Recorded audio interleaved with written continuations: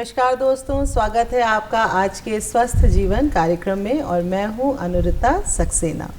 कहते हैं आँखों से कीमती कोई रत्न नहीं होता और इसीलिए इससे बढ़कर कोई दान नहीं होता। वैसे तो रक्तदान और अंगदान को भी बहुत महत्वपूर्ण माना जाता है, लेकिन नेत्रदान करके हम किसी को बहुत अच्छी तरह से ये दुनिया देखने को देते हैं, साथ में वो इसके रंग और इसकी रोशनी और बहुत ही खूबसूरत दुनिया को देख सकता है। 25 अगस्त से 8 सितंबर तक नेत्रदान पखवाड़ा जो है वो मनाया जाता है और इसी के अंतर्गत आज हमने अपने स्टूडियो में अपने इस कार्यक्रम में नेत्रदान महादान में हमने डॉक्टर यशपाल रांटा जी को बुलाया है, जो कि आईजीएमसी में जो आई बैंक है उसके इंचार्ज हैं और वो हमें बताएंगे कि नेत्रदान जो है वो किस तरह से किया जाता है और इसमें कौन कौन से प्रोसीजर किस तरह से फॉलो किए जाते हैं। तो डॉक्टर साहब, आपका हमारे स्टूडियो में बहुत स्वागत है। मेरा पहला सवाल जो है वो आपसे यही होगा डॉक्टर साहब कि नेत्रदान क्या है और क्या नेत्रदान में पूरी आँखों का दान होता है जैसा कि आमतौर पर लोग समझते हैं? देखिए मैम, नेत्रदान मृत्यु के बाद जी लोग अपनी आँख को दान करते हैं जी, और इसमें से केवल कॉर्निया जो पार्ट होता है उसी को हम ट्रांसप्लांट करते हैं। यानी कि जो बहुत से लोग, हाँ जी, पूरी आँख में दान को हम ट्रांसप्लांट नहीं करते, केवल कॉर्निया ही होता है जो कि ट्रांसप्लांट होता है। आई का कुछ एक पार्ट ब्रेन की तरह होता है जो रीजनरेट नहीं हो पाता जी, इसलिए पूरी आँख को हम जो है ट्रांसप्लांट नहीं करते। तो हमारे दर्शकों को सबसे पहले तो ये समझ लेना चाहिए कि जैसे एक आम भ्रांति है ये कि पूरी आँख की जो बॉल होती है उसका दान किया जाता है, तो वो नहीं है। उसमें जो कॉर्निया के टिश्यूज होते हैं उसको निकाल के उसका दान जो है वो उसका ट्रांसप्लांटेशन किया जाता है। जी, तो डॉक्टर साहब ये बताएं कि जैसे हम जब कोई भी व्यक्ति अपनी नेत्र दान करता है अपनी मृत्यु के बाद, तो 2 आँखें जैसे दान करी उसने, तो वो एक ही व्यक्ति को लगती हैं या किस तरह से उसका इस्तेमाल किया हमारे पास कॉर्नियल ब्लाइंडनेस की जो वेटिंग लिस्ट है, जिन लोगों के इसका इंतज़ार है वो काफ़ी बड़ी है। इसलिए हम एक आदमी जो डोनेट करता है, दान करता है, वो हम 2 लोगों को उसका बेनिफिट देते हैं। यानी कि अगर आप कोई भी व्यक्ति जो दान कर रहा है उससे 2 लोगों को फायदा वो इस संसार को देख पाएंगे। तो डॉक्टर साहब, ये कॉर्नियल ब्लाइंडनेस क्या होती है, ये इसके बारे में आप कुछ बताएं तो। कॉर्निया हमारे आँख का जो आगे ट्रांसपेरेंट पार्ट होता है जिसके पीछे हमको भूरे रंग का जो दिखता है वो आइरिस होता है जी, उसके आगे बिल्कुल शीशा होता है, बिल्कुल साफ होता है, इसे हम कॉर्निया कहते हैं जी। अगर इसमें सफेदी आ जाती किसी भी कारण से, चोट लगने के कारण, इन्फेक्शन के कारण, और हो सकता है कुछ एक डिजेनरेशन डिस्ट्रॉफिस हम बोलते हैं जी। कई बार किसी पेशेंट का अगर हम ऑपरेशन करते हैं उस कारण भी कॉर्निया खराब हो जाता है, उसे हम कॉर्नियल ब्लाइंडनेस कहते हैं। तो जो मैं समझ रही हूँ डॉक्टर साहब कि अगर हमारे बहुत से बंधु जो हैं ऐसे होते हैं जो जन्मजात जिनको नहीं दिखता और जो ब्लाइंड होते हैं, तो ये जो ट्रांसप्लांट है, आप मुझे ये बताएं कि इससे किस किस को फ़ायदा होता है? अगर वो कॉर्नियल ब्लाइंड है मैम, जैसे मैंने कहा डिजेनरेशन होती है, डिस्ट्रॉफिस होती है, या जन्म से कॉर्निया ही खराब है, अच्छा, और जो उसके दूसरे कारण ब्लाइंडनेस के है वो पूरी, आपने पहले हम मुझसे क्वेश्चन किया था कि पूरी आंख तो हम नहीं बदल सकते जी, तो केवल कॉर्नियल पार्ट ही बदल सकते हैं। हाँ, कंजेनिटल कैटरेक्ट होता है या कंजेनिटल ग्लूकोमा होता है, इलाज उसका भी होता है, पर उसके लिए हमको ट्रांसप्लांटेशन की ज़रूरत नहीं पड़ती। तो ट्रांसप्लांटेशन जो है वो बेसिकली कॉर्नियल टिश्यूज़ का ही होगा और जिसको ये बीमारी है या जिसकी इसकी वजह से जिसको ब्लाइंडनेस है उन्हीं को फ़ायदा। तो डॉक्टर साहब, मैं आपसे ये भी जानना चाहूँगी कि अगर हम अपने हिंदुस्तान, अपने देश की बात करें, तो हमारे देश में कितने ऐसे हमारे बंधु हैं जो देख नहीं सकते? क्या संख्या होगी, आपका क्या अंदाज है? मैडम, हम जो पूरा जो वर्ल्ड है उसमें 3.4 करोड़ लोग ब्लाइंड हैं, और हम अपने देश की बात और हमारे देश में 1.2 करोड़, यानी पूरे इसका 1/3 पार्ट हमारे इंडिया में ब्लाइंड जी।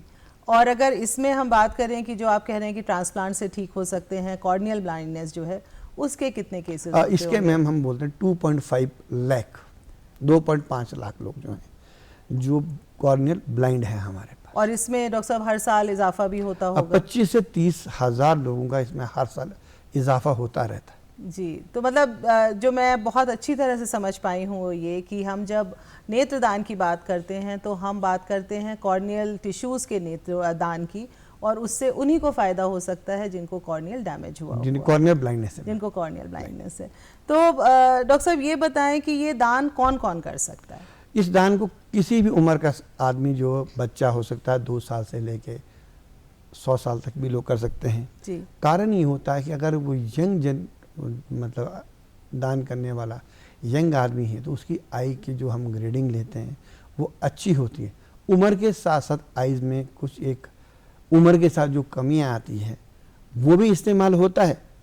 दान कोई भी कर सकता है, हर चीज़ का अपना उपयोग हो पाता है। मतलब उम्रदार लोग ये ना सोचें कि वो दान नहीं कर सकते। और अक्सर ये भी सुना गया है डॉक्टर साहब कि लोगों को लगता है कि अगर उनकी कोई आई की सर्जरी हुई है या उनको कभी कैटरैक्ट हुआ था और कैटरैक्ट की उनकी सर्जरी हुई है, या बहुत से आई ऑपरेशन अब हैं जिसमें लेंस चेंज कर देते हैं, जो लोग कम उम्र में अपना लेंस करेक्शन करवा लेते हैं, या इसके बाद भी कैटरैक्ट के बाद भी लेंस जो है नया लग जाता है, क्या वो लोग भी आई डोनेट कर सकते हैं? हम बोलते हैं जो कैटरैक्ट ऑपरेशन करने वाले होते हैं जी, दे आर अ गुड डोनेटर्स, क्योंकि उनकी आईज यंग हो जाती है। हाँ, क्योंकि उनका कॉर्निया तो ठीक होता है जी। केवल पीछे लेंस में ही कैटरैक्ट था जिसको हमने रिमूव कर दिया। कोई भी आदमी अस्थमा का है, डायबिटीज़ में भी ज़्यादातर पर्दे में खराबी होती है जी। ये लोग दान कर सकते हैं। इवन टीबी का पेशेंट भी जी। वो भी नेत्र दान कर सकता है क्योंकि इसके कॉर्निया में ही टिश्यू खराब नहीं होता है और ये इससे फैलता भी नहीं है। यानी कि आप चाहे अगर आपको कोई बीमारी हुई है या आपकी मतलब आपको लग रहा है कि आप बीमारी से ग्रसित हैं तो आप नहीं प्लेज करेंगे अपनी आइज़, तो वो नहीं होना चाहिए। वो नहीं होना चाहिए। आपको कोई भी बीमारी हो उसमें आप दान कर सकते हैं और किसी भी उम्र के लोग जो हैं वो दान कर सकते हैं। उसमें आपको ये सोचने की ज़रूरत नहीं है कि मैं कर सकता हूँ या नहीं कर सकता। कुछ एक लोग हैं जो दान नहीं कर सकते जी, जिसमें हेपेटाइटिस बी के रोगी, हेपेटाइटिस सी, HIV और कुछ एक लिम्फोमास, ल्यूकेमियास या किसी के जो एक बोलते हैं कि एकदम डेथ हो जाए जिसका कॉज हमें पता ना हो, ऐसे लोगों को दान में हम ना करते हैं क्योंकि हमें इस बात का खतरा रहता है कि उनकी जो बीमारी होती है वो कॉर्निया के थ्रू जिसे हम आंख लगा रहे हैं या कॉर्निया ट्रांसफर कर रहे हैं उसको ट्रांसमिट ना हो जाए। यानी कि जो हाईली संक्रामक बीमारियां हैं उसके पेशेंट्स के लिए उनके पेशेंट्स को आप कहते हैं कि ना कहते हैं, उनके परिवारजनों को कहते हैं कि आप ना करें। इसके अलावा ये तो आपने बहुत अच्छी बात बताई डॉक्टर साहब, क्योंकि लोगों के मन में ये बहुत बड़ा क्वेश्चन रहता है कि कौन डोनेट कर सकता है। तो कोई भी 2 साल से लेकर 90-100 साल तक के बुजुर्ग जो हैं, जो चश्मा लगाते हों और जिनको कैटरैक्ट हो चुका हो या सर्जरी हो चुकी हो, वो सब जो है वो जिनका कॉर्निया में ठीक होगा, हाँ, वो चश्मे वाले भी हो सकते हैं, कैटरैक्ट सर्जरी वाले भी हो सकते हैं, वो अपनी आइज को डोनेट कर सकते हैं। जी। तो डॉक्टर साहब मुझे ये बताएं कि आइज डोनेट करने का सिस्टम क्या होता है, कि लोग किस तरह से जाने और कहाँ पर वो आई डोनेट कर सकते हैं? आई डोनेट के लिए जो हमारा आई बैंक है मैम, जीते जी इंसान अपनी आइज़ को प्लेज कर सकता है जी कि मेरी मृत्यु के बाद मेरी आइज़ को जो लोगों को ज़रूरत है उनके लिए इसको दान में लिया जाए। उसके लिए हम सिंपल सा फॉर्म भरते हैं, हमारे आई बैंक में उपलब्ध होता है और तो और हमारी जो वेबसाइट होती है उससे भी डाउनलोड कर सकते हैं।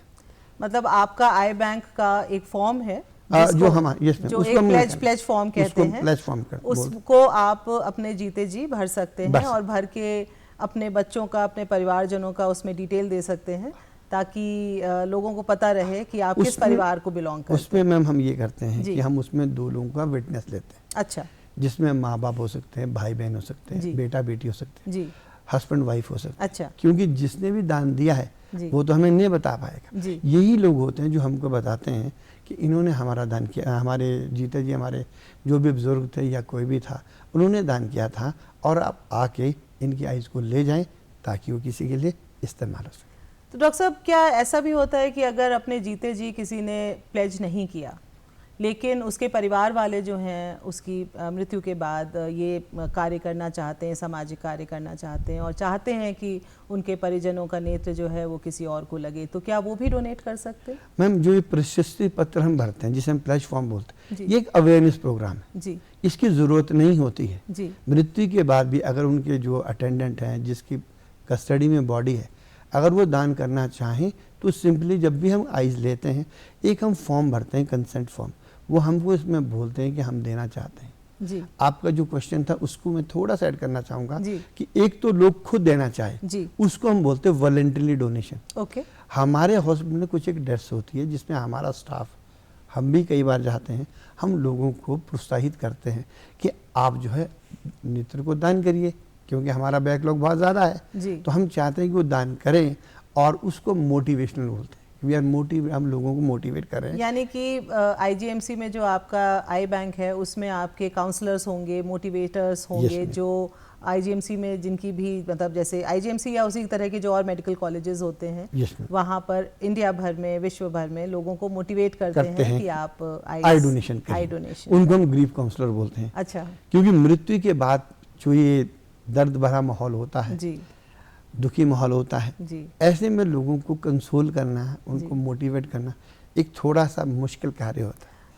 थोड़ा नहीं, आई थिंक काफ़ी मुश्किल कार्य है डॉक्टर साहब ये, क्योंकि परिवार जो है वो तो शोक संतप्त होता ही है, और उसमें उनके लिए समझ पाना भी कि भाई अब ये कार्य भी हमें करना है, ये बहुत मुश्किल है। और हमारे हिंदुस्तानी रिवाज में, हमारे धर्म में बहुत सारी रिस्ट्रिक्शंस भी हैं इस तरह की, उसके बारे में हम बाद में बात करते हैं डॉक्टर साहब। लेकिन मैं अभी आपसे ये सवाल पूछना चाह रही हूँ कि आई डोनेशन में भी क्या डॉक्टर साहब, जैसे हम बाकी अंग डोनेशन जो होते हैं हमारे, जैसे किडनी है या लिवर है, तो इसमें जब ट्रांसप्लांट होता है तो बहुत सारे टेस्ट करने होते हैं, लोगों का डोनर मैच होना चाहिए, तो क्या आईज में भी कुछ इस तरह है कि मैचिंग होना चाहिए, कुछ टेस्ट होते हैं क्या, किस तरह से आई मैच होती है? मैम ये जो हमने कहा था कि कॉर्नियल ट्रांसप्लांट है जी, कॉर्निया ए वेस्कुलर टिश्यू है जी, यानी इसमें ब्लड सप्लाई नहीं होती है। ओके। इसी कारण हमको जो भी टेस्ट करनी होते हैं, जैसे हम किडनी में चले टेस्टिंग करते हैं और भी बहुत सी चीज़ें करते हैं जी, हमको इसमें करने की ज़रूरत नहीं होती है। अच्छा।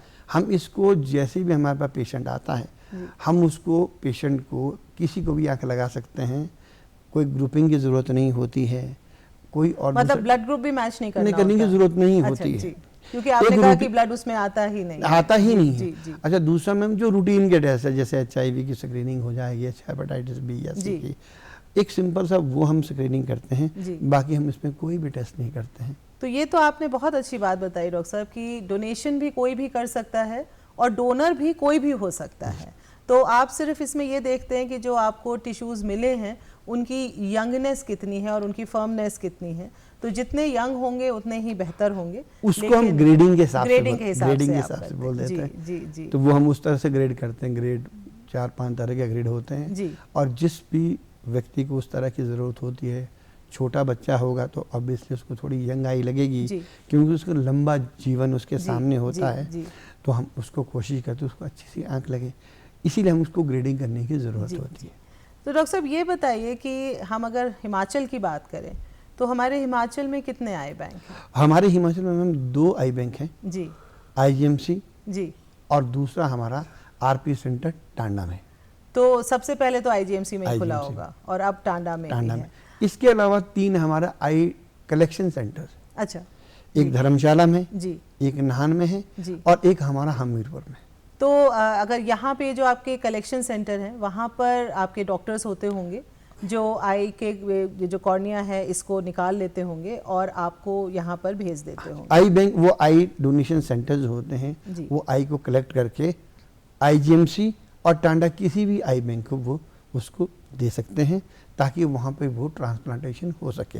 आई कलेक्शन सेंटर में ट्रांसप्लांटेशन नहीं होता, सिर्फ कलेक्शन होती है। तो डॉक्टर साहब ये बताएं कि परिजन की मृत्यु होने के बाद, क्योंकि ये डोनेशन जो है वो ज़्यादातर मृत्यु के बाद ही होता है, तो उसमें फिर परिवारजन को कौन कौन से प्रिकॉशंस लेने चाहिए और किस तरह से आई बैंक को कांटेक्ट करना चाहिए? मृत्यु के बाद हमारी जो आई निकालनी होती है वो हम 6 घंटे के अंदर निकालते हैं जी। अब एक थोड़ा सा समय है, अच्छा उसमें वो जो हमारा नंबर एक 24/7 हमारा एक नंबर चलता है 9459319192। मैं रिपीट करूंगी डॉक्टर साहब, 9459319192 जी। ये हमारा 24 आवर्स का जो मोबाइल नंबर है जी, इस पे कभी भी हमें कॉल कर सकते हैं जी। और जब भी बॉडी को थोड़ा सा एलिवेट कर सकते हैं, सर के नीचे एक सराहना से दे सकते हैं, और हम बोलते हैं कि आप पंखा बंद करिए, क्योंकि पंखा खोलने से क्या होता है कि जो आई लिड्स होती हैं वो एलिवेट हो सकती है और कॉर्निया को थोड़ा नुकसान पहुंचा सकती है, थोड़ा ड्राइनेस भी हो जाती होगी डॉक्टर साहब। AC आप चला सकते हैं। अच्छा, AC आप चला सकते हैं जी। अगर कोई एंटीबायोटिक पड़ा हो तो आप डाल सकते हैं और बाकी डालने की ज़रूरत नहीं होती। तो मतलब जो चीज़ हम लोग को सबको समझने वाली है कि अगर आप नेत्रदान कर रहे हैं या आपके परिवार में से आप चाहते हैं कि कोई अपना नेत्रदान करे, तो जो सबसे बड़ी प्रिकॉशन की चीज़ वो ये है कि अपने परिजन की मृत्यु के बाद आप इस चीज़ का ख्याल रखें कि अगले 4 से 6 घंटे में आपको नेत्रदान करना है, क्योंकि 6 घंटे के बाद अगर आप चाहेंगे भी तो उस नेत्रदान का कोई फ़ायदा नहीं होगा। ऑल्दो शोक संतप्त तो होता है परिवार, लेकिन सामाजिक कार्य के लिए, किसी को नेत्र देने के लिए और किसी को जीवन भर की खुशियाँ देने के लिए ये कदम जो है वो समय रहते उठाएं और समय को गंवाएं नहीं। और जैसा आपने कहा डॉक्टर साहब कि थोड़ा सा सर को एलिवेट करें, आँखों को पंखा ना चलाएं, एसी चला सकते हैं, जो लिड्स उसको क्लोज कर दें। जी जी जी। तो क्या डॉक्टर साहब इसमें बॉडी को या अपने मृतक परिजन को क्या अस्पताल ले जाने की ज़रूरत होती है या घर पे ही हो जाता है? जैसे हमको कॉल आती है हमारी टीम घर पे ही जाएगी और ये प्रोसीजर 10 से 15 मिनट का होता है जी। और आइज निकालने के बाद भी जी उसके शरीर में कोई विकृति ना आए, डिसफिगरमेंट ना हो, हम आर्टिफिशियल आई डाल देते हैं जी, ताकि पेशेंट के चेहरे में कोई भी विकृति ना हो, डिसफिगरमेंट ना हो जी। 10 से 15 मिनट का टाइम होता है, उसी में हम आइज को ला देते हैं। यानी आपका जो फिरनल का जो आपका अंत्येष्टि का भी जो कार्यक्रम होता है वो डिले नहीं हो पाता है, क्योंकि टाइम थोड़ा कम है। हाँ, ट्रांसपोर्टेशन में आने में टाइम लगेगा, और जैसे आपके साथ डिस्कस हुआ कि वो हम प्रिकॉशन लेंगे तो आइज भी जो है वो हमारी सेफ रहेगी, साफ़ सुथरी रहेगी, और हम आके उसको लेंगे, बॉडी को लाने की ज़रूरत नहीं होती। मतलब जहाँ पर आप हैं वहीं पे ही आई बैंक के लोग जो हैं वो आप तक पहुँचेंगे, और जितनी जल्दी आप उन्हें इन्फॉर्म करेंगे उतनी ही जल्दी वो आप तक पहुँचकर ये कार्य संपन्न करेंगे। और जैसा कि आपने बहुत अच्छा बताया डॉक्टर साहब ये कि आप इस तरह से आईज की जो कॉर्निया है उसको निकालते हैं और उसमें कुछ इम्प्लांट भी कर देते हैं ताकि चेहरे पे असर ना हो और किसी को पता भी ना लगे कि आई डोनेशन हुआ है। क्योंकि आप तो जो कि डॉक्टर साहब देखिए आई बैंक में काम कर रहे हैं और इतने समय से कर रहे हैं, तो मैं आपसे ही जानना चाहूँगी कि कितना डोनेशन होता है, प्लेज कितना होता है, डोनेट कितना होता है, और एक्चुअल में लोगों तक कितनी आइज जो हैं पहुंच पाती हैं? हमारे पास मैम 1234 लोगों ने प्लेज कर रखा है। यहाँ शिमला में या पूरे शिमला में जी। मैं आईजीएमसी की बात कर रहा हूँ, और आईजीएमसी अभी तक हमको जो आइज आई है वो 203 आई है। मतलब 1200 लोगों के कंपैरिजन में 203 आई, और ये 203 भी 1200 लोगों में से नहीं है। अच्छा, बहुत से लोगों ने प्लेज कर दिया, उन्होंने हमको कॉल नहीं किया जी। इसमें वो लोग हैं जिनको हमने मोटिवेट किया, कुछ लोगों ने वॉलंटरली भी हमको कॉल किया जी कि हमारे इनके पेशेंट को आप ले जाएंगे। तो मतलब डॉक्टर साहब जो आप कह रहे हैं और जो मैं समझ रही हूँ कि लोग प्लेज तो कर लेते हैं उस वक्त किसी प्रोग्राम के तहत मोटिवेट होकर या करके, बट ज़रूरी नहीं है कि उनके परिवार के लोग जो हैं वो आपको मतलब आई बैंक को इन्फॉर्म करें उनकी डेथ के बाद। तो डॉक्टर साहब जैसे आप कह रहे हैं कि 200 आइज जो हैं वो आपके पास आई, उसमें से कितनी आइज जो हैं वो सक्सेसफुली ट्रांसप्लांट? 203 में मैंने जो मैम आपको बताया था कि हम कुछ एक स्क्रीनिंग टेस्ट करते हैं, HIV करते हैं, हेपेटाइटिस बी, सी और VDR टेस्ट करते हैं, जो जिनका आप नहीं ले सकते, जिनका हम नहीं ले, क्योंकि पेशेंट को तो पता नहीं होता है, तो हम एक स्क्रीनिंग के लिए उनका ब्लड सैंपल ले लेते हैं। लेने के बाद हमको पता लगता है कि कुछ एक आइज को जो पॉजिटिव आती है उसको हम डोनेट नहीं कर सकते, ट्रांसप्लांट नहीं कर सकते उसको, तो उसको हमको डिस्कार्ड करना पड़ता है। अभी तक हमने 330 203 लोगों ने डोनेट की थी 2 IC, तो ये कोई कम हमारे पास जो आइज आई दैट इज 404। 2 केस ऐसे हुए हमारे पास, एक को चोट लगी जी, उनका आई बॉल बाहर आ गया, वो जीवित है जी, और उन्हें वैसे हम जीते जी आंख नहीं लेते, वो जीवित है, आंख बाहर आ गई और उन्होंने अपना कॉर्निया डोनेट किया। तो एक आंख उनकी रही, एक आंख उनकी रही और जो बाहर आ गई, क्योंकि मैंने कहा था आपको शुरू में पूरी आंख तो नहीं होती है, ऑप्टिक नर्व उनकी टूट गई थी, उनको दिखेगा नहीं। एक पेशेंट वो था और एक लेडी के हस्बैंड की डेथ हो गई, उनकी एक ही आंख थी जी, और उन्होंने वॉलंटरली कहा था कि मेरे पति की आंख ले जाए। मेरे पति की एक ही आंख थी, मैं चाहती हूँ कि उनकी दूसरी आंख से भी उनके मरने के बाद लोग दुनिया देखें। मतलब जो आंख है वो लिव ऑन करती रहे उनके हस्बैंड के बाद भी। कितना अच्छा थॉट है डॉक्टर साहब ये कि अगर हम ये समझ पाएँ कि हमारे बाद भी हमारे किसी अंग से दूसरा इंसान जो है वो इस दुनिया को देख सकता है। लेकिन आप मुझे ये बताएं डॉक्टर साहब, और हमारे दर्शकों को भी बताएं कि कितना मुश्किल है लोगों को मोटिवेट करना और आई डोनेट कराना। मैडम हमारा ये एक्सपीरियंस है कि अगर हम 100 लोगों को कहते हैं या मोटिवेट करते हैं, उसमें से मुश्किल से 1 से 10 लोग जो होते हैं वो अपनी आइज़ को डोनेट करते हैं, या उनके अटेंडेंट जो होते हैं वो डोनेट करने के लिए बोलते हैं। किसी का रिलीजियस टेबूज है, लैक ऑफ अवेयरनेस है, लोगों में अपैथीज है, they don't want to donate जी। तो इसमें रिलीजियस, और कुछ लोगों को अवेयरनेस भी नहीं होता है जी। तो ये रिलीजियस वाला कि अगली जन्म में कहीं हम अंधे पैदा ना हो, ये इस तरह का जो लोग जो हम लोग बात कर रहे थे डॉक्टर साहब भ्रांतियों की, कि जो अंग डोनेशन होता है, अंग दान जो होता है, उसके साथ भी हमारे समाज में बहुत सारी भ्रांतियां जुड़ी हुई हैं। तो डॉक्टर साहब आप बताएं मुझे, क्योंकि आप लोग तो डेली इसी चीज़ से करते हैं, कि कौन कौन सी भ्रांतियां हैं आई डोनेशन में, नेत्रदान में, जिसको आप लोगों को समझाना होता है। सबसे पहले तो मैम ये तो लोगों को लगता है कि मृत्यु के जब उनका अगला जन्म होगा कहीं वो जो है वो अंधे ना पैदा हो जाए जी, या आंख निकाल देंगे तो उसके बाद कहीं गड्ढा सा ना पड़ जाए जी। कुछ लोगों को इस तरह की जो प्रॉब्लम्स आती हैं, तो हमने उनको कहा कि इवन हमारे जो धर्म गुरु हैं जी, उन्होंने भी कहा है जी, कि जो नेत्र दान है वो महादान है, सबसे बड़ा दान है, मोक्ष प्राप्त होता है। और कई लोगों ने इसको अपना, जो हम पब्लिसिटी करते हैं, जो इस तरह से करते हैं, कुछ हमारे नेता अभिनेता, उन लोगों ने भी आई डोनेशन में काफ़ी काम किया है, और जिसमें हमारे वो विश्व सुंदरी, हम ऐश्वर्या राय का नाम भी लेते हैं, उन्होंने भी लोगों को मोटिवेट किया है और उसका पॉजिटिव इफेक्ट आता है, लोग करते हैं दान। तो डॉक्टर साहब मुझे ये भी बताएं कि जैसे इस वक्त नेत्रदान पखवाड़ा चला हुआ है, तो सरकार की तरफ से या आप लोगों के आई बैंक की तरफ से क्या आप लोग इस तरह से करते हैं ताकि लोग जो हैं उन तक ये संदेश जो है वो दूर दूर तक पहुँचे और लोग मोटिवेट हों? क्या सरकार की कोई स्कीम्स हैं? सरकार की स्कीम में जो आपका 25 से 8 तक होता है, सरकार इसमें हमको आर्थिक सहायता भी देती है। हमारा NCPB जो हमारा नेशनल ब्लाइंडनेस कंट्रोल प्रोग्राम होता है, उसका ऑल ओवर इंडिया में हम 25 अगस्त से 8 सितंबर तक इसको सेलिब्रेट करते हैं। हम कॉलेजेस में जाते हैं, हम बच्चों में ये क्विज़ कराते हैं, मोटिवेट करते हैं, लोगों को करते हैं, हम बैनर्स को डिस्प्ले करते हैं, और आज और आप और मैं जो ये डिस्कस कर रहे हैं, ये भी इसका एक स्टेप है कि लोगों को इसके माध्यम से पता लगे कि जो ये नेत्रदान है ये कितना ज़रूरी है।